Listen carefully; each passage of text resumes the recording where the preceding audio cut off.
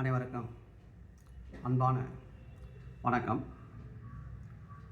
ஒரு நீண்ட இடைவெளிக்கு பிறகு, கிட்டத்தட்ட ஒரு 20 நாட்களுக்கு பிறகு இன்று இந்த காணொளி பதிவேற்றம் செய்ய விரும்புகிறேன். இந்த காணொளி நோக்கம் பல்வேறு தரப்பட்ட ஒரு சிறு சிறு இன்ஃபர்மேஷன்களை ஒருங்கிணைத்து ஒரு 10லிருந்து ஒரு 12 நிமிடம் வரை ஆகும். ஆகவே அனைவரும் கொஞ்சம் பொறுமையாக கேட்கவும். இன்றைய நமது சட்டக்குழு கோவை பேரவை நடவடிக்கைகள் உங்கள் அனைவருக்கும் தெரியும். அதில் முதல் சப்ஜெக்ட் டிஏ அரியர்.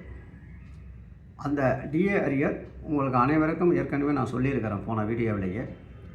அரசு 97,000 பென்ஷனதாரர்கள் 3,637 கோடி என்ற அஃபிடேவிட் தாக்கல் செய்துள்ளார்கள். ஆனால் மாண்புமிகு தண்டபாணி அவர்களுடைய ஆர்டரை calculate the pension arrear of pension என்று தான் கூறியுள்ளார்கள். டிஏ அரியர் சொல்லவில்லை. ஆகவே டிஏ அரியர் உத்தரவில் இல்லை, நாங்கள் கொடுக்க முடியாது. மற்றும் 20A அந்த ரூல் ஸ்டில் இருக்கிறது, அமலில் தான் உள்ளது. ஆகவே அரசுக்கு அதிகாரம் உள்ளது. இதுதான் அவங்களுடைய வாதம். கண்டெம்ட் பெட்டிஷனில் டிஏ அப்டேட் பண்ணிவிட்டார்கள். அது நமக்கு கிடைத்த மிகப்பெரிய ஒரு வெற்றி என்பது சொல்வதை விட கடவுள் அருள் என்று தான் சொல்ல வேண்டும். ஏனால் அனைவருக்கும் தெரியும், 10 ஆண்டு காலம் கிடைக்காத ஒரு டிஏ உயர்வு இந்த 1147 என்ற உத்தரவு உச்சநீதிமன்றம் கியூரிட்டி பெட்டிஷன் வரை சென்றதால் நாம் கிடைக்கப்பட்டோம் என்பது அனைவருக்கும் தெரியும். ஆகவே அந்த சப்ஜெக்டை பற்றி இப்போ பேச வேண்டாம். இப்போ அனைவருக்கும் உள்ள பிரதான கேள்வி 2. ஒன்று, இந்த 20A விதிப்படி தொடர்ச்சியாக டிஏ கொடுப்பார்களா கொடுக்க மாட்டார்களா என்பது ஒரு கேள்வி. அதுக்கு விடை நிச்சயமாக அரசு கொடுத்தாக வேண்டும். 20A ரூல் இருக்கிறது. ஆனால் அந்த ரூல் படி அரசுக்கு அதிகாரம் உள்ளது என்று கூறும் அரசினுடைய கூற்று சரியல்ல.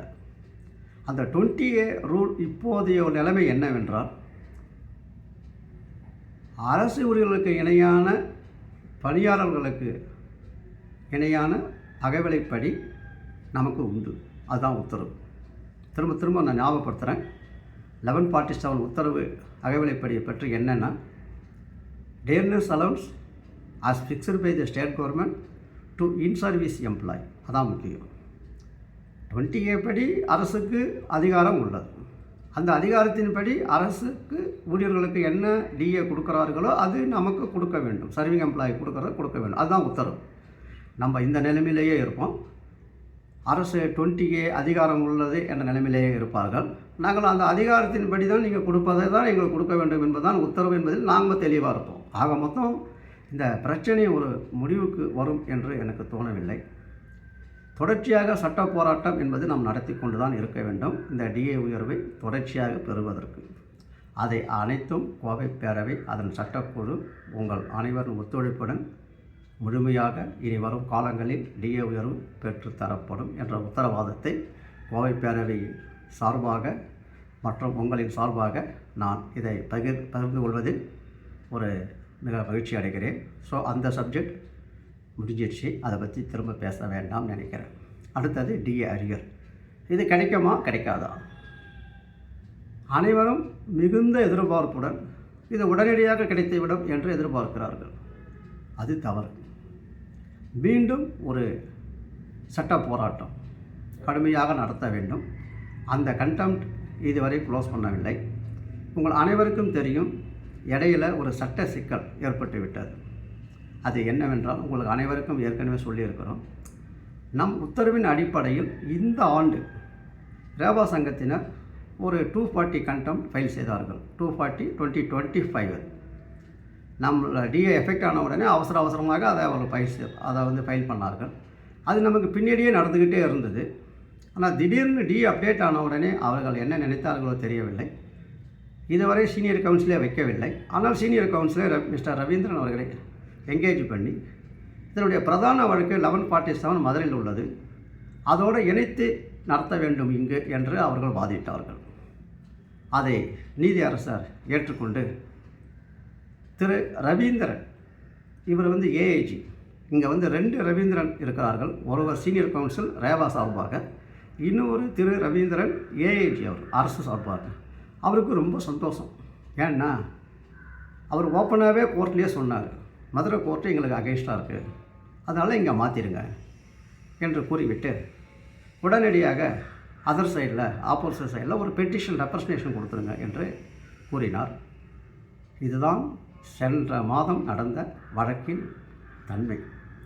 நான் உங்கள் அனைவருக்கும் ஏற்கனவே சொல்லியிருக்கிறேன், போன மாதம் 2 ஹீரிங்கில் நம்ம கண்டெம்ட்டு மிக திறமையாக வாதிடப்பட்டு சார்ஜஸ் ஃப்ரேம் பண்ணுற லெவலில் வந்து அரசு கடைசியில் 2 வாரம் டைம் கொடுங்கன்னு கேட்டு தான் சென்றிருக்கிறார்கள். இதுதான் நாம் நடத்திய வழக்கின் இறுதியாக நடந்தது.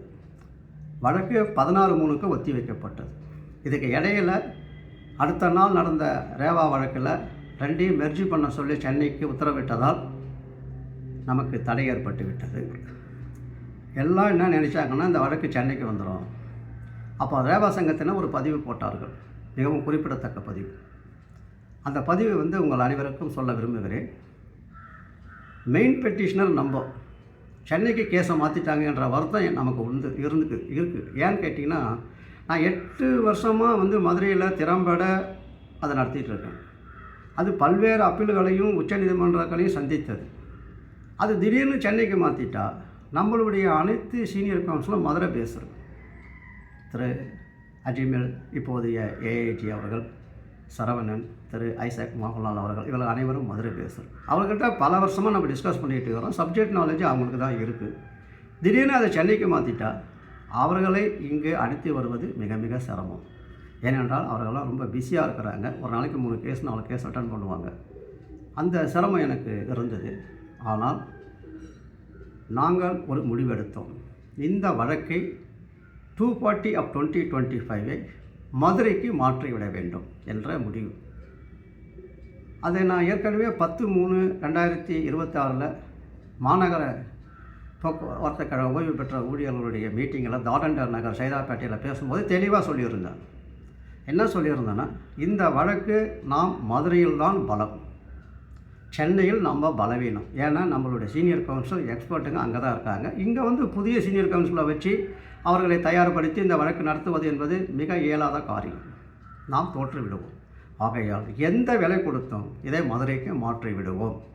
அவ்வாறு மாற்ற முடியவில்லை என்றால் அதுக்கு தனியாக ஒரு சிஎம்பி ஃபைல் பண்ணி ஆர்கியூ பண்ணி அதை மாற்றி விடுவோம் என்று கூறியிருந்தேன். ஆனால் இறைவனுடைய அருளால் அது ஒரு சிஎம்பி ஃபைல் பண்ண வேண்டிய அவசியம் இல்லை. அது சென்னை நீதிமன்றம் மாண்புமிகு சீஃப் ஜஸ்டிஸ் அவர்களே, இந்த கேஸ் மெயின் கேஸ் வந்து மதுரை, ஆகையால் இது மதுரைக்குத்தான் மாற்றப்பட வேண்டும் என்று உத்தரவிட்டு அந்த கட்டு மதுரைக்கு திங்கட்கிழமை அன்று வந்துவிட்டது. ஆகவே இந்த ரேவாவின் சென்னையில் நடத்தப்பட்ட 240 of 2025 கண்டெம்ட் பெட்டிஷன் சென்னையில் ட்ரான்ஸ்ஃபர் பண்ணி மதுரைக்கு நம்மளுடைய வழக்கோடு 1471 of 2023 இணைக்கப்பட்டு விட்டது. இப்போது அது லிஸ்டிங் வருவதற்கான நம்ம அனைத்து ஏற்பாடுகளும் செய்து கொண்டிருக்கிறோம். சற்று காலதாமதமாகும். ஏனென்றால் நாளைக்கு கட்டு மண்டே தான் வந்தது. நாளைக்கு கோர்ட்டு லீவு. ஆகையால் அடுத்த வாரம் அதை பட்டியலிடப்படுவதற்கு அனைத்து முயற்சிகளும் கோவை பேரவை மேற்கொள்ளும். இப்போது மாண்புமிகு நீதிபதி திருமதி ஸ்ரீமதி அவர்கள் நம் வழக்கை கண்டெம்ட் பெட்டிஷன் விசாரிப்பார்கள். ஆகவே அது எப்படி செல்லும், அரசு எப்படி நடத்தும் என்பதை நாம் மிக கவனமாக அதை கையாண்டு அந்த 3637 கோடியை வாங்கித் தருவதில் கோவை பேரவை உறுதியாக இருக்கிறது. நாம் பெறுவோம். அதில் ஏற்படும் அனைத்து சிக்கல்களையும் நாம் எதிர்கொள்ள தயாராக இருக்கிறோம் என்பதை உங்கள் அனைவருக்கும் இந்த காணொளியில் உறுதி கூறுகிறேன். இதுக்கு இடையில் ஒரு சிறு இன்ஃபர்மேஷன் சொல்லித்தான் ஆகணும். அது தேவையில்லை. ஆனால் அது ஏன் சொல்கிறேன்னு கேட்டிங்கன்னா, ரேவா சங்கத்தினரை குறை கூறுவதற்காக அல்ல. அவர்கள் குறுக்க இந்த ஆர்குமெண்ட் பண்ணி இதை கெடுத்துடக்கூடாது. அவர்கள் வந்து தாங்கள் தான் வாங்கி கொடுத்த மாதிரி ஒரு கட்டமைப்பதற்காக அவர்கள் குறுக்க முயற்சி செய்கிறார்கள். அது தேவையற்றது. அவர்கள் அனைவருக்கும் நான் சொல்வது ஒன்றே ஒன்று தான். உங்கள் யூனியன் 25 ஆண்டு காலமாக ரெனியூவல் செய்யப்படாதது ஆர்டி ஆக்டில் அதை வாங்கியாச்சு. அதை வாங்கி இந்த வாட்ஸ்அப் குரூப்லேயும் பகிர்ந்தோம். அதில் உடனே சில மெசேஜ் போடுறாங்க, பெறப்பட்ட நாள், அனுப்பப்பட்ட நாள், ஏதோ ஒரு டைப்பிங் எரர். அதில் இஷ்யூ என்னன்னா 25 வருஷம் ரெனியூவல் பண்ணலை, அதுதான் சப்ஜெக்ட். அவர்கள் அனைவருக்கும் ஒன்று சொல்லிக்கொள்ள விரும்புகிறேன். நாங்கள் கடுமையாக முயற்சி செய்து டிஏ வாங்கி கொடுத்தோம். அரியர் பெறுவதற்கு மிக கடுமையாக உழைக்கிறோம். ஃபார் எக்ஸாம்பிள், சனிக்கிழமை மதுரைக்கு போயிட்டு 4 நாள் முதல்ல தங்கி நைட்டு தான் அங்கே வந்தேன். அந்த அளவுக்கு 68 வயசில் பல தரப்பட்ட பிரச்சனையிலையும் நம்ம அந்த வழக்கை எதிர்நோக்குகிறோம். ஆனால் இவர்களுக்கு தம்பட்டம் அடிப்பதற்கும் வசூல் செய்வதற்கும் ஒரு குறுக்க வந்து தொல்லை செய்கிறார்கள். அவர்கள் அனைவருக்கும் சொல்வது ஒன்றே ஒன்று தான். நீங்கள் இப்போது அன்ரிஜிஸ்டர்டு யூனியன், ஒரு யூனியன் பதிவு செய்யப்பட்டு 3 ஆண்டு காலத்துக்குள் புதுப்பிக்கப்படவில்லை என்றால் அது இட் பிகம்ஸ் அன்ரிஜிஸ்டர்டு யூனியன். அதுக்கு பேர் என்னன்னா பதிவு செய்யப்படாத சங்கம்.